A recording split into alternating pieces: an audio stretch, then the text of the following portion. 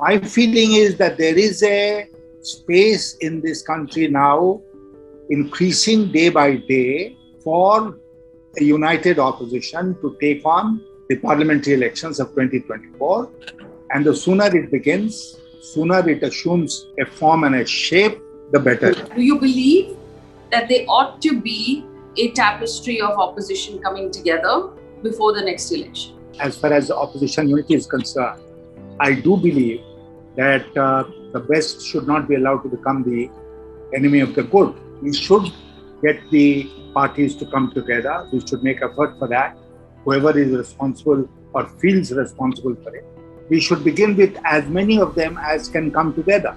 But we should not wait for all of them to come together. Manish Tiwari, I spoke to him personally. He was traveling in his constituency, so he could not come. Then some of my friends in the Rashtramanch spoke to some other Congress leaders, and they had, they had programs and they could not adjust it at the last moment. And that's how the Congress party went unrepresented. But it was not intentional.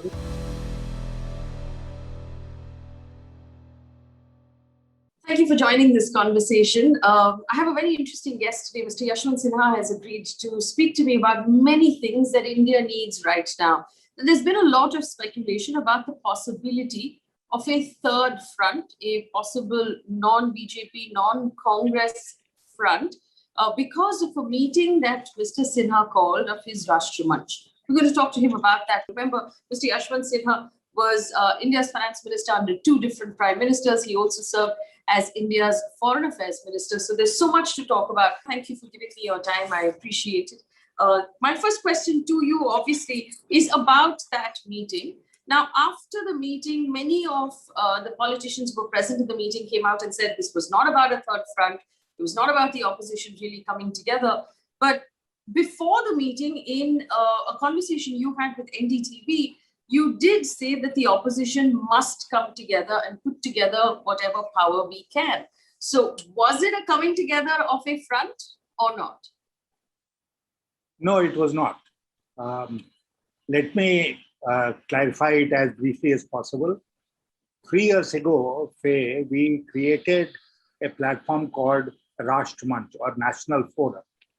And many like-minded people who belong to political parties or who were thought leaders in society, eminent people came together to constitute the Rashtramanch, or the National Forum. Now, we have been meeting from time to time. Of course, during COVID times, we could not meet. So this time when friends suggested that we should have a meeting, Mr. Pawar offered to host the meeting at his residence. So we all assembled at his residence. I think because Mr. Pawar was hosting the meeting, it assumed a larger than life proportion. Suppose the Rashtramanch had met somewhere else, then not even one camera team would have come. No media would have noticed that the Rashtramanch was meeting. So I was surprised at the hype which was created in the media about a third front or fourth front or non-Congress, non-BJP opposition unity and this, that, and the other. No. The purpose of Rashtramanch is to meet from time to time and to discuss issues of importance which were of the day, let's say, issues of importance at that point of time. And because we had not met, we decided we should have a meeting. So we were at pains to explain that this was the purpose of the meeting. Of course, we met for over 2.5 hours. Of course, we discussed issues of national importance. And of course, those issues of national importance also involved talking about the political scenario of the country. But it was not meant to begin a third front minus the Congress. In fact, let me tell you that when the Rashtramanch was being formed, I got in touch with the Congress party leadership, and they nominated Renuka Chaudhary to be representative of the Congress party in the Rashtramanch. And Manish Tiwari of the Congress had been involved with us from before, so he continued to be a member of the Rashtramanch.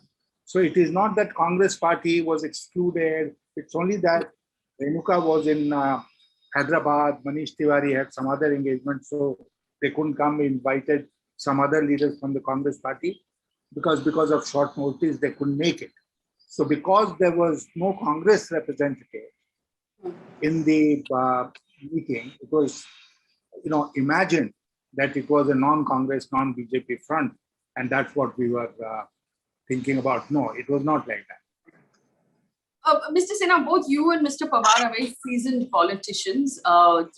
This is not your first or your second summer as politicians in India. So there is, of course, speculation that this was just to pique the interest of the press to see what happens when you hold a meeting like this. But let me rephrase the question. In your interview before this meeting, you said, and I quote, "The best should not be the enemy of the good. We should put what we can together right now."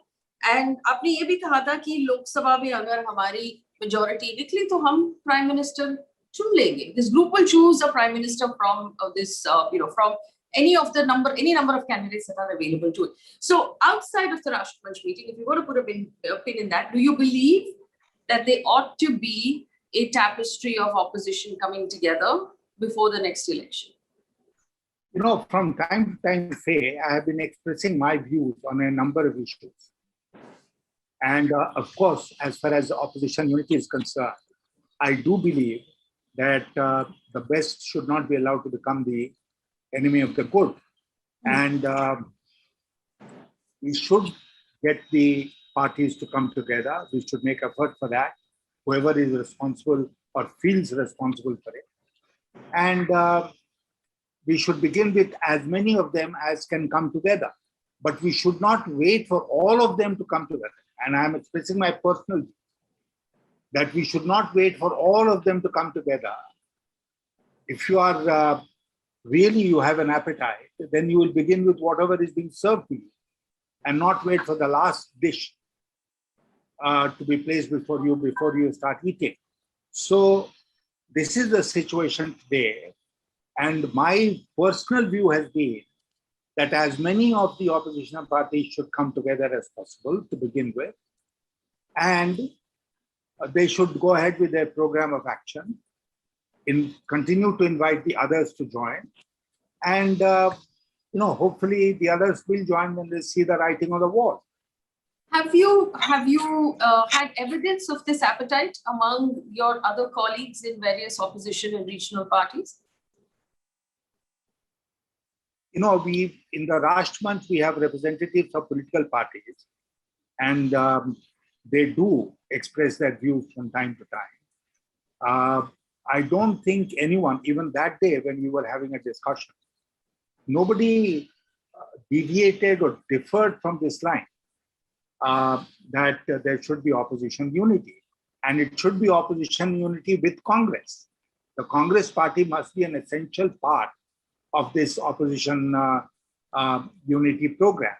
And as I said, and I repeat, there was no intention on our part to exclude the Congress party or avoid them. According to reports, Mr. Sinha, Mr. Kapil Sibal, Mr. Vivek Thankar, Mr. Manish Tiwari received invitations for this meeting from the Congress party, and all three of them declined. And you had also, in an interview before the meeting, said the Congress should now show maturity. Is there a disconnect? Because we know that Mrs. Sonia Gandhi had called meetings of opposition in the past to discuss, the entrance examination cancellation and a couple of other things, at which point there was strong attendance. So is there a disconnect here to what the Congress will and will not I don't think there is any disconnect. 3 years ago, let me tell you, 3 years ago when we were forming the Rashtramanch, my contact at that point of time in the Congress party was Ahmed Patel. And I didn't talk to Sonia Gandhi, but I talked to Ahmed Patel and I said, this is what we are planning to do. Would you kindly talk to the DG and tell me who will be the representative of the Congress party in the national forum, the Rashtramanch? And Ahmed, he said, Renuka Chaudhary will be our representative. So Renuka Chaudhary became the representative of the Congress party, and because Manish Tiwari has been working with us from before, he continued to be a member. Now, Renuka, at this point of time, is in Hyderabad. She could not come. Manish Tiwari, I spoke to him personally. He was traveling in his constituency, so he could not come.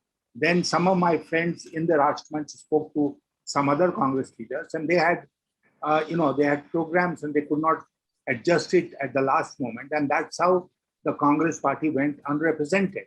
But it was not intentional, and it is certainly not our intention to avoid the Congress party or do anything without including them. Okay, Mr. Sinha, if you did say, of course, you were expressing your personal opinion when you said the opposition must come together the best they can in order to face the elections of 2024. Who would bring the opposition together? And if the opposition were aiming for 2024, shouldn't it start happening now? Well, it could start happening now. It could start happening later. And we are in 2021. 2024 is still about 3 years away. There is still time. So we should not feel disappointed that opposition unity is not taking place at this point of time. And from my experience of opposition, working on opposition unity, let me tell you, it's not an easy target to achieve. It takes a lot of effort, a lot of backroom consultations and all that. So some people will have to take up this responsibility and start those backroom consultations so that at some point of time, opposition unity does actually take place. One of the criticisms that opposition unity has received in the past is that each of the leaders who have had a fair amount of success within the regional politics of their own states, the TMC's Mamata Banerjee, MK Stalin, whether it is, all of these leaders will have trouble picking one among them to be prime minister. And that would be the point, or, the falling out, because they'd never be able to reach a consensus. Do you see this group of opposition being able to move past that question? This is a BJP trap, and you and I should not fall into this trap.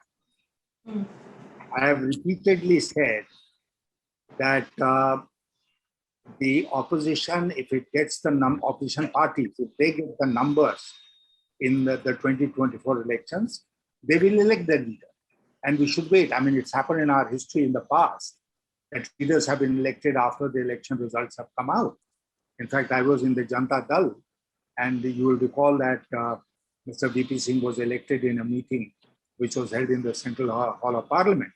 So that is something which will be done provided we get the numbers. And in getting those numbers, it's very important that we should put up a joint front. The opposition parties must put up a joint front and then go to the people of this country. Let me also tell you here that all this hype that we noticed that day at the meeting of the Rashtramanch at Mr. Pawar's place was perhaps, a feeling in the media that something of this kind should happen. So that's why the media was projecting this, that something of this kind must happen. This is the need of the hour. This is what we need, etc., etc. So my feeling is that there is a space in this country now, increasing day by day, for a united opposition to take on the parliamentary elections of 2024. And the sooner it begins, sooner it assumes a form and a shape, the better. Mr. Sinha, I'm glad you brought up the history of these sort of governments that have come up in the past. Now, while it is true, and I completely agree with you, that in the Indian system of democracy, we don't technically choose a prime minister directly. We choose the representative from our constituency, and then based on who forms the government, they choose their prime minister. That is how it works. But in the cases that you've talked about, where mixed ideology, mixed purpose comes together to form a government, and if you look at the list, Mr. Charan Singh, Mr. Chandrasekhar, Mr. VP Singh, like you noted, Mr. Deve Gowda, Mr. I.K. Gujral, would you say these governments were successful? Because none of them really lasted more than a year. Mr. Atal Bihari Vajpayee formed a alliance of 22 parties, Yes. and his government lasted full 5 years. It completed its term.